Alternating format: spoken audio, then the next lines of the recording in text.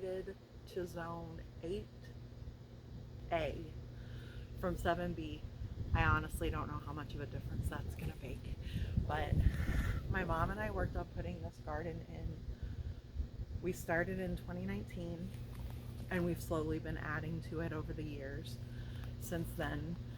And it's the end of February, so it's time to start getting some of our spring stuff into the ground. We've done some in the past, but this will definitely be the biggest spring garden we've attempted. So today is the first day we get to put seeds in the ground, and I'm really excited. So we're gonna do peas, radishes, lettuce, spinach, onions. We're gonna try rutabagas for the first time. We love them and we buy them at the grocery store, but I've heard that homegrown rutabagas are just delicious, so hopefully that's gonna go well. And carrots, because who doesn't love a good homegrown carrot? So I thought I would invite you along to see my garden and the progress. So welcome. My cattle panel trellises here are still covered in tomatoes, and I've been working on cleaning those off. But I can go ahead and get my seeds in the ground so they can be in there and trying to germinate ahead of getting the rest of the tomatoes off. I can work on that after the peas are planted. So I thought I would show you the pea varieties that I'm going to grow. I'm starting with just a traditional sugar snap pea. We really like these a lot. And I think last year was the first year we grew these. They're a pea called Carnauba de Massane, and they're a snow pea. And they have the most beautiful pink and purpley kind of flowers on them. And then I'm really hoping that these are going to germinate. These are sugar magnolia tendril pea seeds that I saved. I went to pull my seed packs out and I didn't have any more. So I ordered some more. And if these don't work, we'll plant them. They'll just be a little bit later. But my hope is that these are going to grow wonderfully for me. So I'm going to plant them along this cattle panel.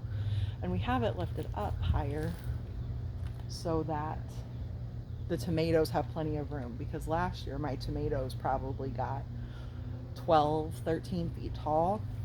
So we wanted to give them plenty of growing space. So my plan is to use twine and drop it from the cattle panel so that the peas have something to grab onto down low where there's not a cattle panel. And then when they get taller, they'll use the cattle panel, because all of these varieties can get a good 7 to 8 feet tall. So I thought I would show exactly how I'm planning on doing this. So this is where the cattle panel is. And so my plan is to just come right here directly underneath the cattle panel. Let's see if we can see them. I'm just laying out my seeds close to the ground, about 4 inches apart, directly under the cattle panel. And I'm going to go down this whole line until I get to the end so that I can see where I've set all of my peas. And then I'll come back and I'll actually put them down in the soil.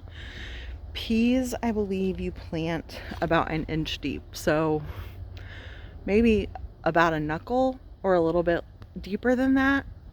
And then they'll be planted and I can water them in. Here where I'm planting the peas is about 25 feet long. So the first quarter of this panel, I planted the Carnauba de Massai seeds. And then the second quarter of the panel, I planted the snow peas. I did that because the Carnauba de Massai and the sugar magnolia tendril peas have very similar flowers. So I wanted to have the reddish pinkish flowers separated by the white flowers of the snow peas. So the last half of the panel I did in the sugar magnolia tendril peas, because last year we figured out that they also were really good as a shelling pea if they got too big. And so we wanted to have more of those so we could intentionally have them for shelling.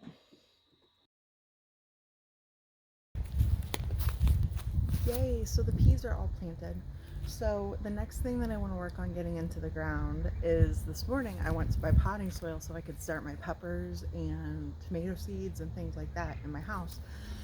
And while I was at Lowe's, they had the most beautiful butter crunch starts and also this really lovely spinach. And these are both things that I plan to start from seed as well. But I thought if I could start with some plants, then we could be eating fresh salad sooner.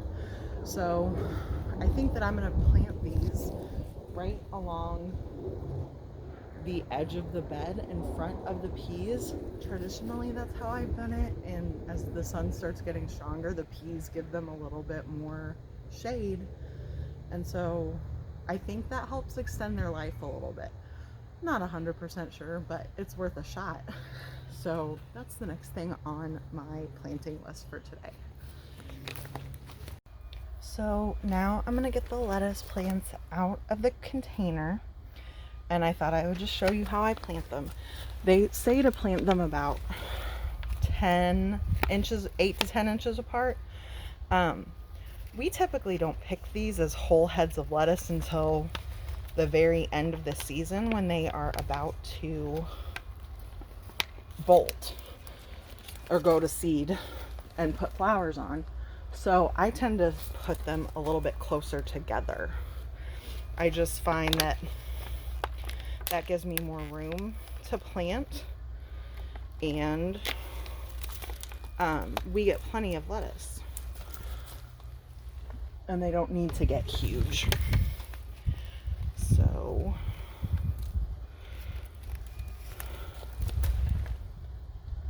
I'll just put them out. Dig a little hole. Try to make sure I'm far enough away from where I put my pea seeds in.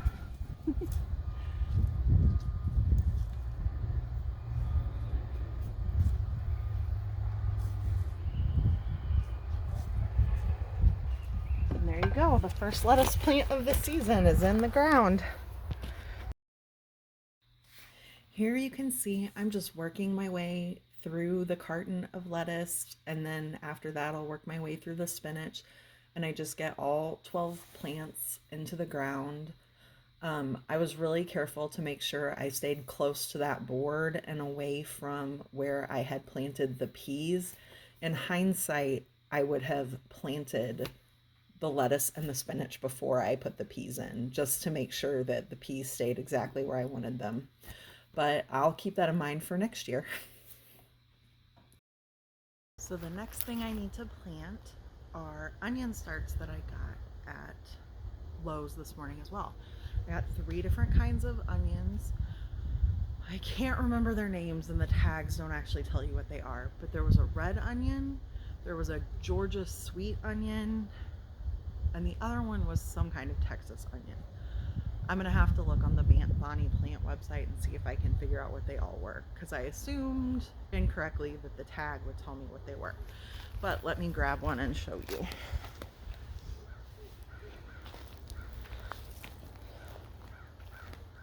So they come as in these groupings of bunchings, and they're just tiny little onion plants that you stick down into the ground.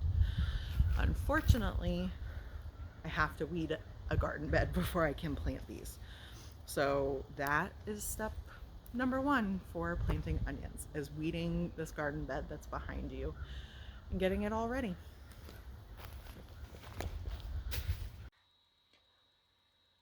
As you can see, here I am weeding and also dealing with the soaker hoses that are still out from last gardening season. All of this stuff needed to be moved out of the way and cleaned up so that I could put the landscape fabric down. This is one of those things that ideally I really would have loved to have dealt with the soaker hoses in the fall, but I'm one of those people who deals with allergies really badly in the fall, and I just didn't feel good enough to get out there. And so it's just a project that has to get done in the spring. Interestingly, you can't see it in this bed. I didn't film the day that I was doing this, but this bed also had a volunteer mimosa tree in it that took me half a day to dig out everything that I could get to. So we'll see later on this season if it starts coming up again, but that was quite the job. Here I am spreading out the soil to get it more level. Okay, so the bed is all weeded and smoothed out. I'm sure I missed a few weeds. We have this strange weed here, and I'm not 100% sure what it is. Google won't tell me with definitive proof of what it is. It gives me a couple of examples. But when I start raking, it's got green leaves that are buried under the soil. I've never seen anything like that that had green leaves that weren't getting sunlight. But anyway, it's easy to miss some of those. But I got to thinking as I was weeding, and if you found my channel and you are not someone who just knows me personally, there's a good chance you've seen Becky over at Acre Homestead. And when I watched her videos, last year she experimented with putting landscape fabric down in her raised beds. And I got to thinking, I have landscape fabric and onions hate to be weedy. And so I thought, I think that's what I'm gonna try. I'm gonna get some landscape fabric out and staple it down with the landscape fabric. And I have a butane torch so I can burn holes for all of the onions. And then hopefully my weed pressure around my onions won't be too bad. So that is how I'm going to proceed next. Here you can see that I'm working on rolling out the landscape fabric. I was really happy with how this worked out on this day. You can see there at the back of the garden where that shade cloth is just blowing around in the wind a lot. And I've had trouble in the past when working with landscape fabric of it just acting like a wind sail and taking off on me. So I felt pretty lucky that this went so smoothly. And it was really nice that I already had this and I had the staples, and so I was able to make this choice fairly last minute. As you can see, the landscape fabric went a little bit farther than I thought it was going to, and so I had to do some more weeding. And then also I have these cattle panel arches here, and so here in just a sec you'll see I'm lifting up the cattle panel, and I had to use the butane torch to burn a little hole in the fabric so that it would go around the T-post. But otherwise that went very smoothly.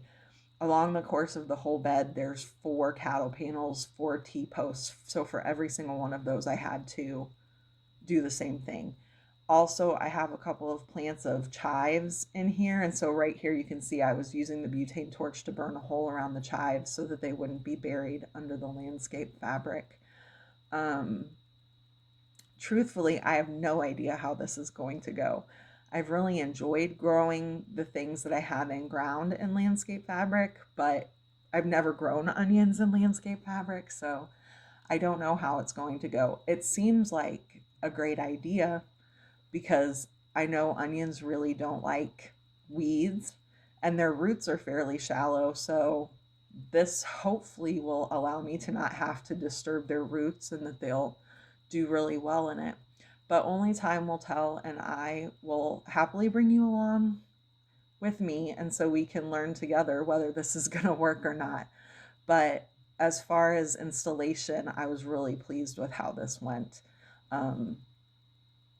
So a little bit of elbow grease and it is worth a shot. Okay, so the landscape fabric is now down in this bed. I tried a new brand of landscape fabric, and a lot of them have a couple of extra inches on them for when you overlap landscape fabric, and it looks like this brand doesn't. So when I bought 4 foot wide, I thought it would cover my whole bed, but I'll have to keep into consideration what I want to do over there where it doesn't quite reach the edge. I'm gonna be honest with y'all, I wasn't thinking about doing this today, and I'm tired. So I think my onions may go in a nice shady spot today and get planted in the next couple of days. because I really wanted to get some more seeds in the ground because it's supposed to rain tomorrow. And there's nothing as good as rain for helping your stuff grow. So I'm thinking, I'm not 100% sure, but my phone is almost dead, so I think this is where I'm going to call it for now. So have a good day.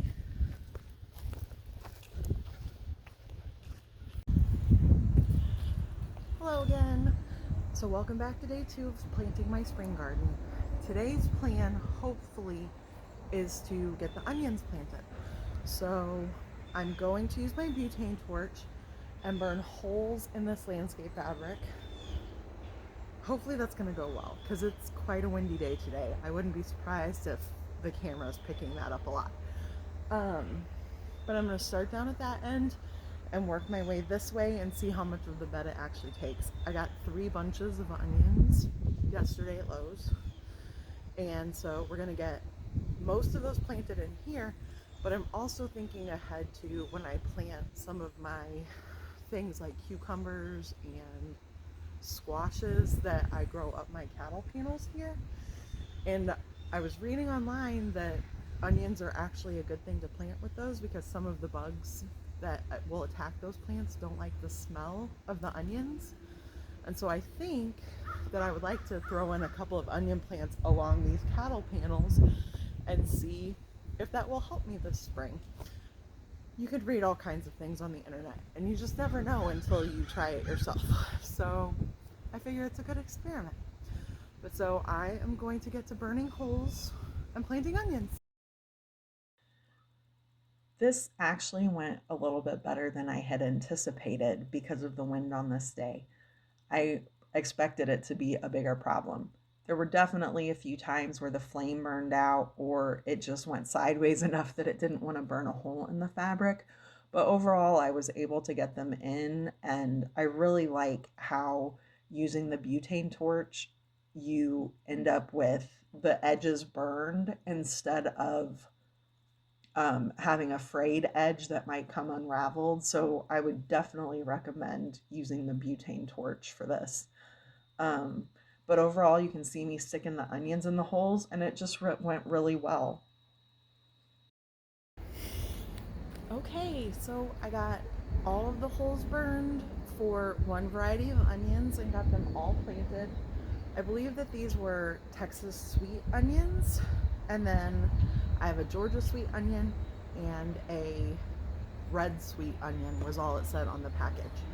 So nobody really wants to watch me go through all of the onion planting, so I will meet back here with you after I have done the other 2 varieties.